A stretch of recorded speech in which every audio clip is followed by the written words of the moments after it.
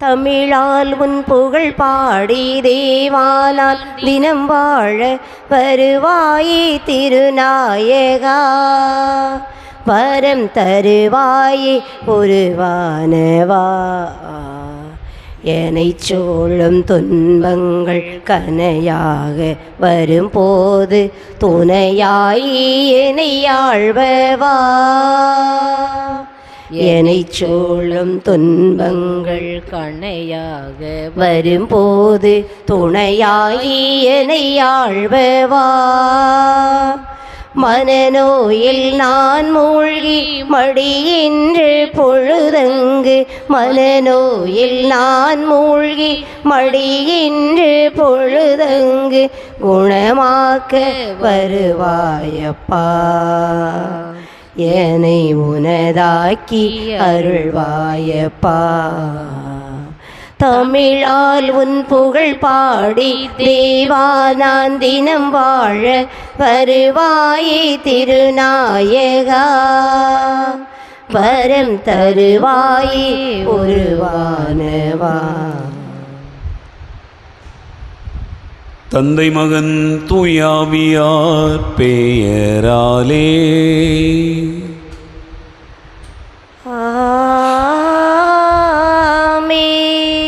நம் ஆண்டவராகிய இயேசு கிறிஸ்துவின் அருளும் கடவுளின் அன்பும் தூய ஆவியாரின் நட்புறவும் உங்கள் அனைவரோடும் இருப்பதாக. உம்மான்மாவோடும் இருப்பதாக. ஆண்டவர் இயேசு கிறிஸ்துவில் அன்பு நிறைந்த சகோதர சகோதரிகளே, இறைவன் நமக்கு இந்த புதிய நாளை தந்திருக்கிறார். இந்த இனிய நாளுக்காக நம் ஆண்டவருக்கு நன்றி கூறுவோம். நாளின் செயல்கள் ஒவ்வொன்றையும் ஆண்டவருடைய திருப்பாதத்தில் வைப்போம். இந்த இறை வார்த்தையின் வழியாக ஆண்டவர் நாம் அவர் மீது பற்று கொண்டு அவரை தேட வேண்டும் என்கிற அழைப்பினை தருகிறார். பல்வேறு நேரங்களிலே நாம் பலவற்றின் மீது பற்று கொண்டு நடந்த நேரங்களுக்காக மனம் வருந்துவோம்.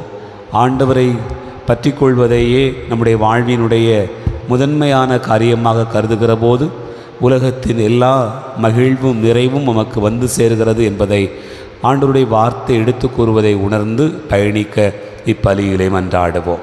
இந்த திருப்பலியில் சிறப்பாக மிக்கேல் அந்தோணி ரெபசேலி குடும்பத்தார் ஒப்புக்கொடக்கூடிய திருமண நாள் நன்றி திருப்பலி. இன்று 23வது திருமண நாளை தந்த ஆண்டவருக்கு நன்றியாகவும், கணவர் பார்க்கின்ற வேலையில் ஆசீர்வாதமும் தொழில் முன்னேற்றம் அடையும்படியாகவும், மகன்கள் படிப்பு எதிர்காலம் நலனாக அமையும்படியாகவும், கீழ்ப்படிதல் உள்ள பிள்ளைகளாக வளரும்படியாகவும், அம்மா பனிமாது அவர்களுடைய உடல் உள்ள சுகத்திற்காகவும், விவசாயம் செழிக்க ஆடு மாடுகளுடைய நலன்களுக்காக நல்ல மழை வேண்டியும் நாம் இப்பலியிலே வேண்டிக் கொள்வோம். இக்கருத்தோடு நம்முடைய வேண்டுதல்களை விண்ணப்பங்களை ஆண்டவருடைய திருப்பாதத்தில் வைப்போம். எல்லாம் வல்ல இறைவனிடமும் சகோதர சகோதரிகளே உங்களிடமும் நான் பாவியனை ஏற்றுக்கொள்கிறேன். ஏனெனில் என் சிந்தனையாலும் சொல்லாலும் செயலாலும் கடமையில் தவறியதாலும் பாவங்கள் பல செய்தேன். என் பாவமே என் பாவமே என் பெரும் பாவமே. ஆகையால் எப்பொழுதும் கன்னியான புனித மரியாளையும் வானதூதர் புனிதர் அனைவரையும் சகோதர சகோதரிகளே உங்களையும் நம் இறைவனாய ஆண்டவரிடம் எனக்காக வேண்டிக் கொள்ள மன்றாடுகிறேன். எல்லாம் உள்ள இறைவன் நம் மீது இரக்கம் வைத்து நம் பாவங்களை மன்னித்து நம்ம நிலைவாழ்வுக்கு அழைத்து செல்வாராக. ஆமென். உள்ளம் நொறுங்கி வருந்துவோரை நலமாக்க அனுப்ப பெற்ற ஆண்டவரே இரக்கமாயிரும். ஆண்டவரே இரக்கமாயிரும். பாவிகளை தேடி வந்த கிறிஸ்துவே இரக்கமாயிரும். கிறிஸ்துவே இரக்கமாயிரும். தந்தையின் வலப்பக்கம் வீற்றிருந்து எங்களுக்காக பரிந்து பேசுகின்ற ஆண்டவரே இரக்கமாயிரும். ஆண்டவரே இரக்கமாயிரும். மன்றாடுவோமாக. எங்களுக்கு மீட்பும் பிள்ளைகளுக்குரிய உரிமை வழங்கும் இறைவா, உம் அன்புக்குரிய மக்களை கனிவுடன் கண்ணோக்கி அருளும். அதனால் கிறிஸ்துவில் நம்பிக்கை கொண்டுள்ள மக்களுக்கு உண்மையான விடுதலையையும் நிலையான உரிமை பேற்றையும் அளிக்க வேண்டுமென்று எங்கள் ஆண்டவராகிய கிறிஸ்து வழியாக உம்மை மன்றாடுகிறோ.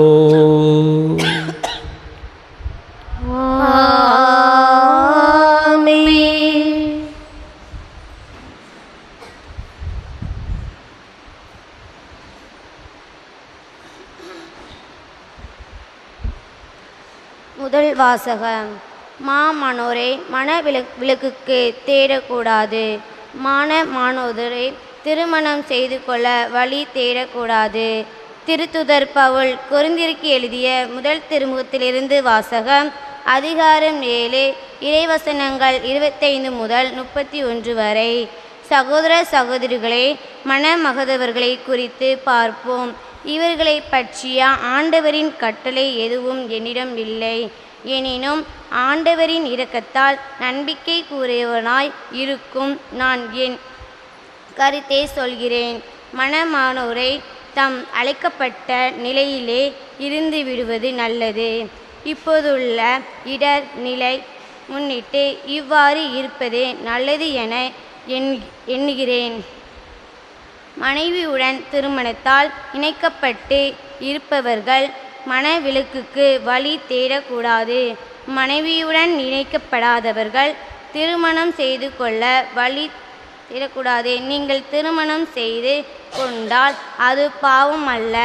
இளம் பெண்கள் திருமணம் செய்து கொண்டால் அதுவும் பாவம் அல்ல. ஆனால் திருமணம் செய்து கொள்வோர் இவ்வுலக வாழ்வில் இன்னொருவர் நீங்கள் அவ்விண்ணுகளுக்கு உள்ளக்கதிர்க்க வேண்டும் என்பதே என் நோக்கம். அன்பர்களே, நான் சொல்வது இதுவே. இனியுள்ள காலம் குறிதே. இனி மனைவி உள்ளவரும் மனைவி இல்லாதவர் போல இருக்கட்டும்.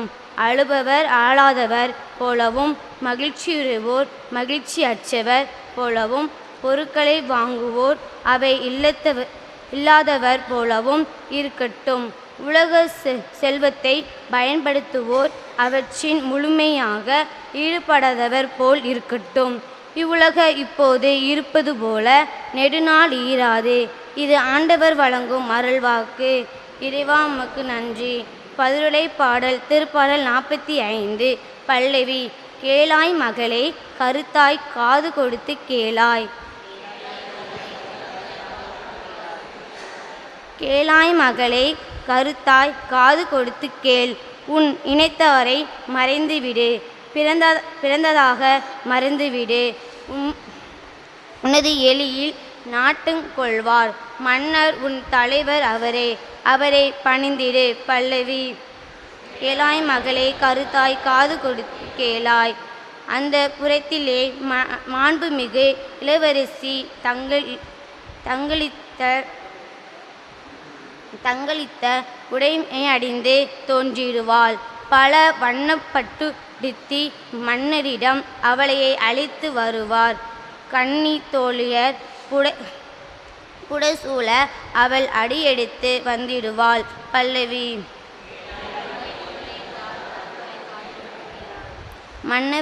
மன்னவரின் மாளிகைக்குள் நுழைந்த போது அவர்கள் மகிழ்ச்சியோடு அக்களிப்போடும் அழைத்து வருபடுவார். உன் தந்தையரின் அருணையில் உன் மைந்தரே வீற்றிருப்பார். அவர்களை நீர் உலகம் எல்லாம் இளவரசர் ஆக்கிவிடுவீர். பல்லவி. கேளாய் மகளே, கருத்தாய் காது கொடுத்து கேளாய்.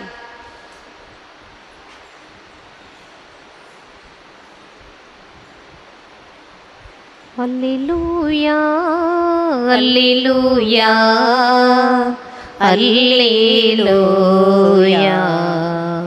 அல்லேலூயா, அல்லேலூயா, அல்லேலூயா.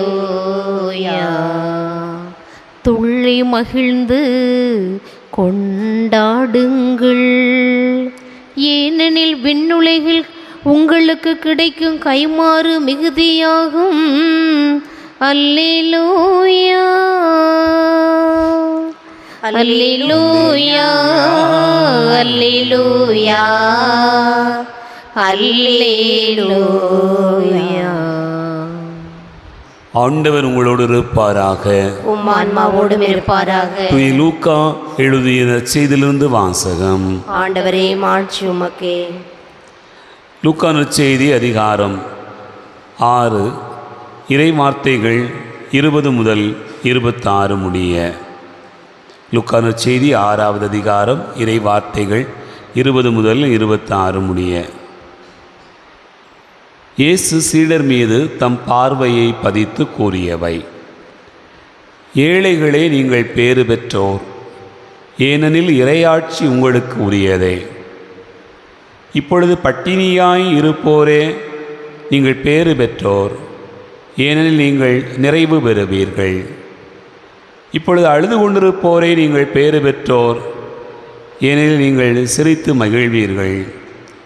மானிட மகன் பொருட்டு மக்கள் உங்களை வெறுத்து ஒதுக்கி வைத்து நீங்கள் பொல்லாதவர் என்று இகழ்ந்து தள்ளிவிடும்போது நீங்கள் பேறு பெற்றோர். அந்நாளில் துள்ளி மகிழ்ந்து கொண்டாடுங்கள், ஏனெனில் விண்ணுலகில் உங்களுக்கு கிடைக்கும் கைமாறு மிகுதியாகும். அவர்களுடைய மூதாதையரும் இறைவாக்கினருக்கு இவ்வாறே செய்து வந்தனர். ஆனால் செல்வர்களே, ஐயோ உங்களுக்கு கேடு, ஏனெனில் நீங்கள் எல்லாம் அனுபவித்து விட்டீர்கள். இப்போது உண்டு கொழுத்திருப்போரே, ஐயோ உங்களுக்கு கேடு, ஏனெனில் நீங்கள் பட்டினி கிடப்பீர்கள். இப்போது சிரித்து இன்புறுவோரே, ஐயோ உங்களுக்கு கேடு, ஏனெனில் துயருற்று அழுவீர்கள். மக்கள் எல்லாரும் உங்களை புகழ்ந்து பேசும்போது ஐயோ உங்களுக்கு கேடு, ஏனெனில் அவர்களின் மூதாதையரும் போலி இறைவாக்கினருக்கு இவ்வாறே செய்தார்கள் என்றார். ஆண்டவரின் அருள்வாக்கு. கிறிஸ்துவே உமக்கு புகழ்.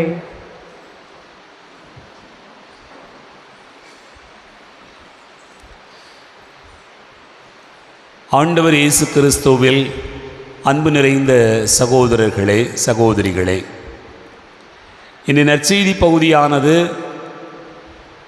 தூய லூக்கா மத்தேயு நற்செய்தியினுடைய பின்புலத்தில் எழுதப்பட்டிருக்கிறது என்பதனை நாம் பார்க்க முடிகிறது. இந்த பேறு பெற்றோர்களுடைய நிலையை குறித்து மத்தேயு நற்செய்தியாளரும் லூக்கா நற்செய்தியாளர் மட்டுமே குறிப்பிடுகிறார்கள். மற்ற இரு நற்செய்திகளிலும் இது காணப்படவில்லை. அன்பார்ந்தவர்களே, ஏழைகளாக இருப்பவர்கள் எப்படி இருக்க வேண்டும் என்று ஆசைப்படுகிறோம்? காலங்காத்தால் என்ன ஃபாதர் இந்த ஒரு கேள்வி எப்படி நினைக்கிறீங்களா? ஏழைகளாக இருப்பவர்கள் என்னவாக இருக்க வேண்டும் என்று ஆசைப்படுகிறோம்? கொஞ்சம் பணக்காரங்களாக இருக்கணும்னு ஆசைப்படுகிறோம். பட்டினியாக இருப்போர் என்ன நினைக்கிறோம்? நல்லா சாப்பிட்டு வயிறு நிறைஞ்சி இருக்கணும்னு ஆசைப்படுறோம். அப்புறம் அழுது கொண்டிருப்பவர்கள் அப்படியே அழுது கொண்டு இருக்கணும்னு ஆசைப்படுறோமா? எப்படி இருக்கணும்? மகிழ்ச்சியாக இருக்கணும்னு ஆசைப்படுறோம். ரொம்ப கஷ்டம் அனுபவிக்கக்கூடியவர்கள் அப்படியே கஷ்டத்தில் இருக்கணும்னு ஆசைப்படுறோமா? இல்லை. ஆனால் ஆண்டவர் சொல்லுகிறார், ஏழைகளாக இருந்தால் நீங்கள் பேறு பெற்றவர்கள், அழுது கொண்டிருந்தால் நீங்கள் பேறு பெற்றவர்கள், மக்களை உங்களை வெறுத்து ஒதுக்கினால் நீங்கள் பேறு பெற்றவர்கள். இப்படியாக வாழ்க்கையினுடைய இன்னொரு கோணத்தை ஆண்டவர் நமக்கு காட்டுவதை பார்க்கிறோம். அப்படி என்றால் எதற்காக இது சொல்லப்படுகிறது? அப்போ செல்வர்களெல்லாம் சபிக்கப்பட்டவர்கள், மகிழ்ச்சியாக இருப்பவர்களெல்லாம் சபிக்கப்பட்டவர்கள், மற்றவர்களுடைய பாராட்டை பெற்றுக்கொண்டிருக்கக்கூடியவர்களெல்லாம் சபிக்கப்பட்டவர்களா? ஆண்டவர் ஏன் அப்படி சொல்கிறார்? அன்பார்ந்தவர்களே, நாம் ஆழமாக சிந்தித்து பார்த்தோம் என்று சொன்னால், எதற்காக அது குறிப்பிடப்படுகிறது என்று சொன்னால், ஏழைகளாக இருப்பவர்கள் தங்களுடைய பற்றினை எளிதாக விட்டுவிட முடியும். எதன் மீதாவது பற்று கொண்டவர்களாக இருப்பார்கள் என்று சொன்னால் அதை எளிதாக விட்டுவிட முடியும். அழுது கொண்டிருப்பவர்கள் தங்களுடைய வாழ்க்கையில் எதன் மீதாவது ஒரு பற்று இருக்கும் என்று சொன்னால் அதை விட்டுவிடுவது எளிது. ஒரு சமூகத்திலே உயர்ந்த நிலையில் பெரும் மதிப்புக்குரியவர்களாக பாராட்டை பெற்றுக் கொண்டிருக்கக்கூடியவர்கள் அந்த பற்றை விட முடிவதில்லை. செல்வர்களாக இருப்பவர்கள் அந்த செல்வத்தின் மீது இருக்கக்கூடிய பற்றினை மிக எளிதாக விட முடியாது. ஆகவேதான் அப்படி விட முடியாமல் அதன் மீது பற்று கொண்டவர்களாக நாம் இருக்க துணிகிற போது என்ன நடக்கும்? கடவுளுக்கும் நமக்குமான உறவை வளர்த்து கொள்ள முடியாது. ஆகவே பற்றற்றவர்களாக இருக்க வேண்டும் என்பதுதான் ஆண்டவருடைய விருப்பம். பற்றற்றவர்களாக வாழுகிற போது நாம் எளிதாக ஆண்டவரை காண முடியும். அதற்காகத்தான் இந்த பகுதி கொடுக்கப்பட்டிருக்கிறது. அன்பார்ந்தவர்களே, ஒன்றுமே எனக்கு இல்லை, ஒரு நாள் நல்ல சாப்பாடு கிடச்சிது, ஒன்றுமே எனக்கு இல்லை, கொஞ்சம் வசதியாக இருந்தேன், வாழ்ந்தேன், ஆனால் அது வேண்டாம்னு தூர போடுறது எளிதானது. ஆனால் நல்ல வசதியான வாழ்வை, நிறைவான ஒரு வாழ்வை இதெல்லாம் அனுபவிச்சுக்கிட்டு இருக்கிறவங்க அதை தூர போட்டு நீ ஆண்டவரை தேடு அப்படின்னு சொல்லும்போது கஷ்டம், அது தேடுங்க சொல்லும்போது கஷ்டம். அதனால தான் ஆண்டவர் சொல்லுகிறார், நீங்கள் எளிய மனம் வேண்டும், கஷ்டப்படுகிற அந்த வாழ்க்கை உங்களுக்கு வேண்டும். நீங்கள் பாராட்டு மட்டுமல்ல, உங்களுக்கு இழிவான சூழ்நிலைகள் வருகிற போது அதையும் பார்க்கிற மரம் வேண்டும். அப்படி இருந்தால் என்ன நடக்கும்? ஆண்டவர் மீது மிக எளிதாக பற்றுக்கொள்வது சாத்தியப்படும். இல்லை என்று சொன்னால் நம்முடைய வாழ்க்கையில் குடும்பம், நம்முடைய உறவுகள், நம்முடைய செல்வம் இவற்றின் மீது அதிக பற்று கொண்டவர்களாக இருப்போம்.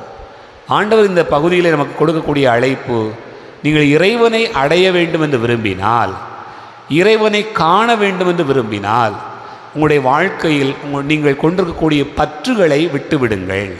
இந்த பற்றுகளை விட்டுவிட்ட எவரும் இறைவனை மிக எளிதாக காண்பார் என்பதற்காகத்தான் இந்த பகுதி நமக்கு சொல்லப்படுகிறது. நீ பாருங்கள், நீ முதல் வாசகத்திலே தூய பவுல் சொல்லுவார், கல்யாணம் முடித்தவங்க முடிக்காதவங்க எல்லாருக்குமான ஒரு செய்தி அவர் சொல்கிறார். ஆகவே 1 கொரிந்தியர் 7வது அதிகாரம் 29-30 வசனங்களை வாசிங்க. அன்பர்களே, நான் சொல்வது இதுவே, இனி உள்ள காலம் குறுகியதே.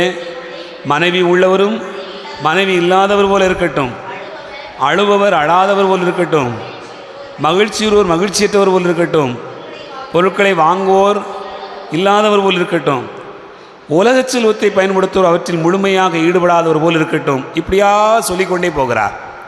எதற்காக இது சொல்லப்படுகிறது அப்படி பார்த்தீங்கன்னு சொன்னால் 32வது வசனம் அதற்கான விடை சொல்லும். பாருங்கள், நீங்கள் கவலையற்றவர்களாக இருக்க வேண்டும் என்றே நான் விரும்புகிறேன்னு சொல்கிறார்.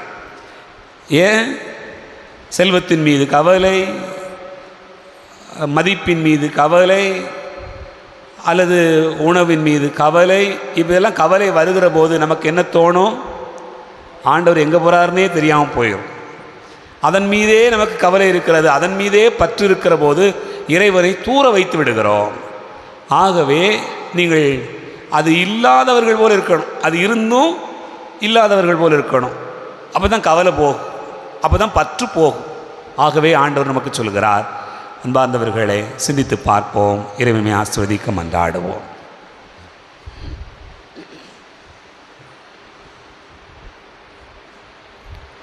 தாழ் பணிந்தும் தந்தாய், இன்று தருமலிதனை நீ ஏற்பாயன்பாய். தாழ் பணிந்தும் தந்தாய், உலகிற்கிறந்து உம்மில் உயிர்க்க மகனுடனே எம்மையும் இணைக்க. உலகிற்கிறந்து உம்மில் உயிர்க்க மகனுடனே எம்மையும் இணைக்க. உமக்கென தந்தோ உவந்தமை ஏற்பாய், உமக்கென தந்தோ உவந்தமை ஏற்பாய். உடைமை நீயாய் நிலைத்திருப்பாய். தாழ் பணிந்தோம் தந்தாய், இன்று தருமலிதனை நீ ஏற்பாயன்பாய். தாழ் பணிந்தோம் தந்தாய். சகோதர சகோதரிகளே, என்னுடையது உங்களுடையதுமான இந்த பலி இல்லாமல் தந்தையாக இறைவனுக்கு ஏற்றதாகும்படி செபியுங்கள். ஆண்டவர் தமது பெயரின் புகழ்ச்சிக்காகவும் மாட்சிக்காகவும் நமது நன்மைக்காகவும் புனித திரு அவை அனைத்து நலனுக்காகவும் உமது கையிலிருந்து இப்பலியை ஏற்றுக்கொள்வாராக. இறைவா, உண்மையான இறைப்பற்றுக்கும் அமைதிக்கும் காரணரே, மாண்புக்குரிய உம்மை காணிக்கை வழியாக தகுந்த முறையில் வழிபட நாங்கள் வேண்டுகிறோம்.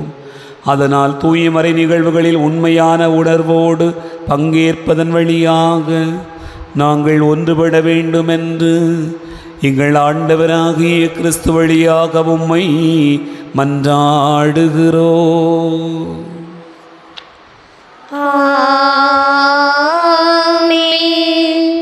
ஆண்டவர் உங்களோடு இருப்பாராக.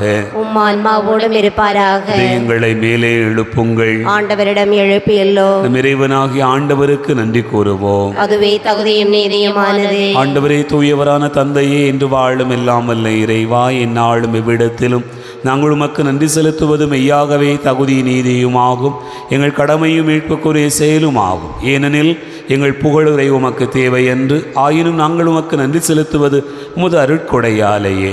நாங்கள் உம்மை புகழ்ந்துரைப்போது உமது மாட்சியை மிகுதிப்படுத்தாது எனினும் எங்கள் ஆண்டவராகிய கிறிஸ்து வழியாக நாங்கள் மீட்படைய பயன்படுகிறது. ஆகவே வானகடிகளோடு ஒன்று சேர்ந்து நாங்கள் உம்மை புகழ்ந்து முடிவின்றி சொல்வதாவது: தூயவர் தூயவர் தூயவர், வான்படைகளின் கடவுளாம் ஆண்டவர். விண்ணகமும் மண்ணகமும் மது மாட்சியால் நிறைந்துள்ளன. உன்னதங்களிலே ஓசன்னா. ஆண்டவர் பெயரால் வருகிறவர் ஆசி பெற்றவர். உன்னதங்களிலே ஓசன்னா.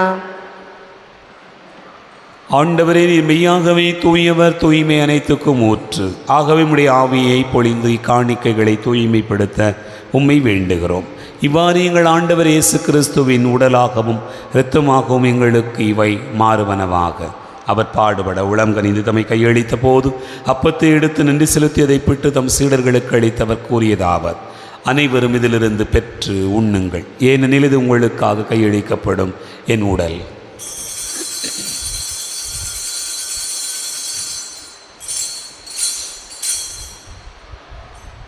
அவண்ணமே இரவு விருந்து அருந்திய பின் கிண்ணத்தை எடுத்து மீண்டும் உமக்கு நன்றி கூறி தம் சீடர்களுக்கு அளித்தவர் கூறியதாவது: அனைவரும் இதிலிருந்து பெற்று பருகுங்கள், ஏனெனில் இது புதிய நிலையான உடன்படிக்கைக்குரிய என் இரத்தத்தின் கிண்ணம். இது பாவ மன்னிப்புக்கென்று உங்களுக்காகவும் பலருக்காகவும் சிந்தப்படும். இதை நினைவாகச் செய்யுங்கள்.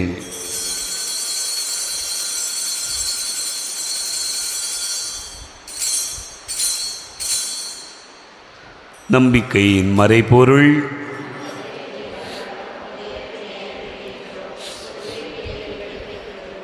ஆகவே ஆண்டவரை, நாங்கள் கிறிஸ்துவின் இறப்பினையும் உயிர்ப்பினை நினைவு கூர்ந்து வாழ்வு தரும் அப்பத்தையும் மீட்பளிக்கும் கிண்ணத்தையும் உமக்கு ஒப்புக் கொடுக்கிறோம். உம் திருமுனின்று ஊழியம் புரிய தகுந்தவர்களென எங்களை ஏற்றுக்கொண்டீர். எனவே உமக்கு நன்றி செலுத்துகின்றோம். மேலும் கிறிஸ்துவின் உடலில் மொத்தத்திலும் பங்கு கொள்ளும் எங்களை தூய ஆவியார் ஒன்று சேர்க்க வேண்டுமென உம்மை தாழ்மையுடன் மன்றாடுகிறோம். ஆண்டவரே, உலகெங்கும் பரவி இருக்கும் உமது திரு அவையை நினைவு கூர்ந்தருளும். எங்கள் திருத்தந்தை பிரான்சிஸ், எங்கள் ஆயிரந்தோணி சாமி, எல்லா திருநிலையினராக அனைவரோடும் திரு அவை அன்பில் நிறைவு பெறச் செய்தருளும். உயிர்த்தெழும் எதிர்நோக்கோடு துயில் கொள்கிற எங்கள் சகோதரர் சகோதரிகளையும் இறந்தோர் அனைவரையும் இரக்கத்துடன் நினைவு கூர்ந்து உமது திருமுக ஒளியினுள் ஏற்றருளும். எங்கள் அனைவர் மீதும் இரக்கமாயிரும். கடவுளின் கன்னித்தாயான புனித மரியா, அவருடைய கணவரான புனித யோசேப்பு, புனித திருத்தூதர்கள், இவ்வுலகில் உமக்கு உகந்தவராயிருந்தோராகிய புனிதர் அனைவருடனும் நாங்கள் நிலை வாழ்வில் பங்கு கொள்ளும் தகுதி பெற்று உம் திருமகன் இயேசு கிறிஸ்து வழியாக உம்மை புகழ்ந்தேத்து வரமருள உம்மை மன்றாடுகிறோம்.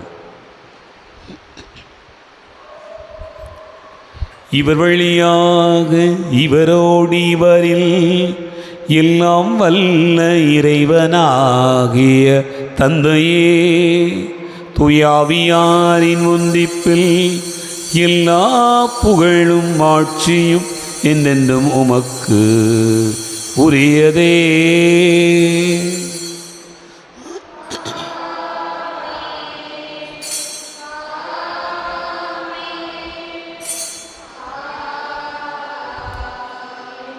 நம் ஆண்டவர் இயேசு கிறிஸ்து கற்றுக் கொடுத்தவாறு விண்ணக தந்தையை நோக்கி ஜெபிப்போம். விண்ணுலகில் இருக்கிற எங்கள் தந்தையே, உமது பெயர் தூயதென போற்ற பெறுக. உமது ஆட்சி வருக. உமது திருவுளம் விண்ணுலகில் நிறைவேறுவது போல மண்ணுலகிலும் நிறைவேறுக. எங்கள் அன்றாட உணவை இன்று எங்களுக்கு தாரும். எங்களுக்கு எதிராக குற்றம் செய்வோரை நாங்கள் மன்னிப்பது போல எங்கள் குற்றங்களை மன்னியும். எங்களை சோதனைக்கு உட்படுத்தாதேயும், தீமையிலிருந்து எங்களை விடுவித்தருளும். ஆண்டவரே, தீமை அனைத்திலிருந்தும் எங்களை விடுவித்து எங்கள் வாழ்நாளில் அமைதியை கனிவுடன் அருள உமிமன்றாடுகிறோம். உமது இரக்கத்தின் உதவியால் நாங்கள் பாவத்திலிருந்து எப்போதும் விடுதலை பெற்று யாதொரு கலக்கமின்றி நலமாயிருப்போமாக. நாங்கள் எதிர்நோக்கி இருக்கும் பேரின்பத்துக்காகவும் மீட்பராகிய இயேசு கிறிஸ்துவின் வருகைக்காகவும் காத்திருக்கின்றோம். ஏனெனில் ஆட்சியும் வல்லமையும் ஆட்சியும் என்றென்றும் அதே. ஆண்டவரே இயேசு கிறிஸ்துவே, அமைதியை உங்களுக்கு விட்டுச் செல்கிறேன், என் அமைதியை உங்களுக்கு தருகிறேன் என்றும் திருத்தூதர்களுக்கு மொழிந்தீரே. எங்கள் பாவங்களை பாராமல் உமது திருவையை நம்பிக்கையை கண்ணோக்கி உமது திருவுளத்திற்கு ஏற்பதற்கு அமைதியும் ஒற்றுமையும் அளித்தருள்வீராக. என்னென்று வாழ்ந்து ஆட்சி செய்கின்றவர் நீரே. ஆமென். ஆண்டவருடைய அமைதி உங்களோடு இருப்பதாக. ஒருவருக்கொருவர் அமைதியை பகிர்ந்து கொள்வோம். உலகின் பாவங்களை போக்கும் இறைவனின் செம்மறியே, எங்கள் மேல் இரக்கமாயிரும். உலகின் பாவங்களை போக்கும் இறைவனின் செம்மறியே, எங்கள் மேல் இரக்கமாயிரும். உலகின் பாவங்களை போக்கும் இறைவனின் செம்மறியே, எங்களுக்கு அமைதி அளித்தருளும்.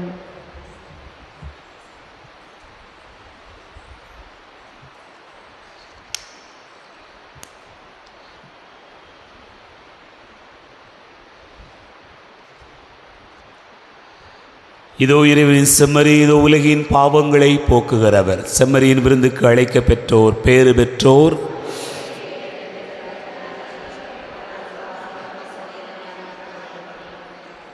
கிறிஸ்துவின் தொழுத்தமை காத்து நித்திய வாழ்வழிப்பதாக.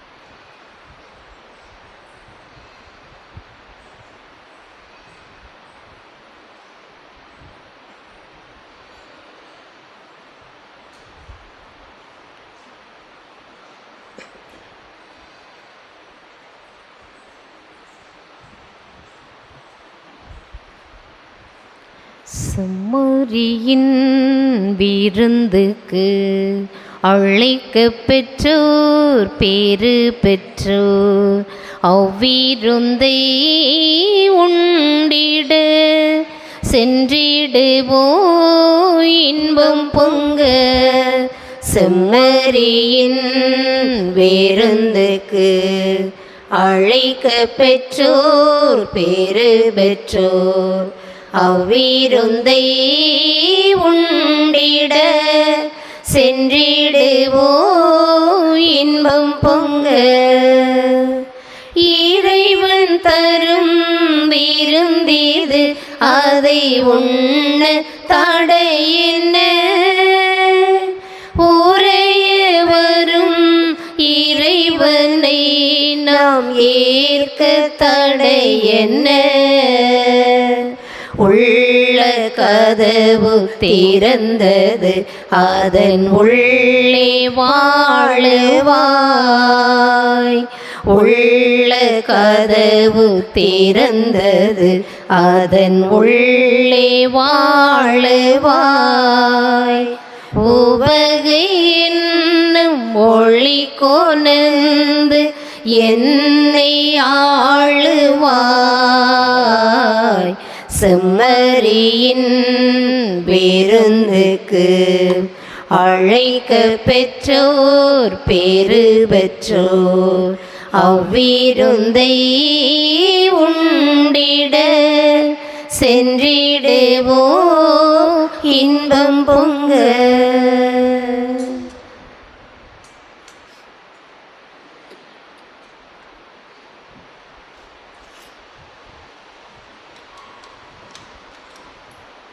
ஆடிருக்கலாம்.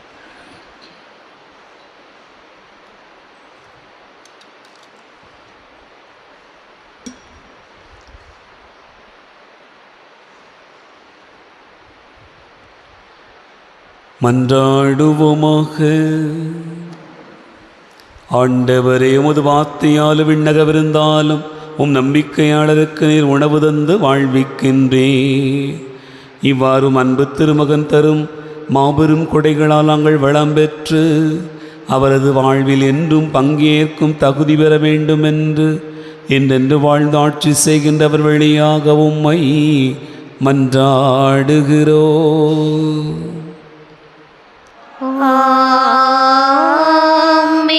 ஆண்டவர்களோடு இருப்பாராக. உமான்மாவோடும் இருப்பாராக. எல்லாம் வல்ல இறைவன் தந்தை மகன் தூயாவியா உங்களை ஆசீர்வதிப்பாராக.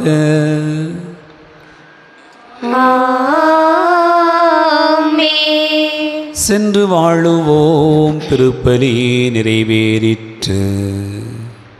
இறைவனுக்கு நன்றி.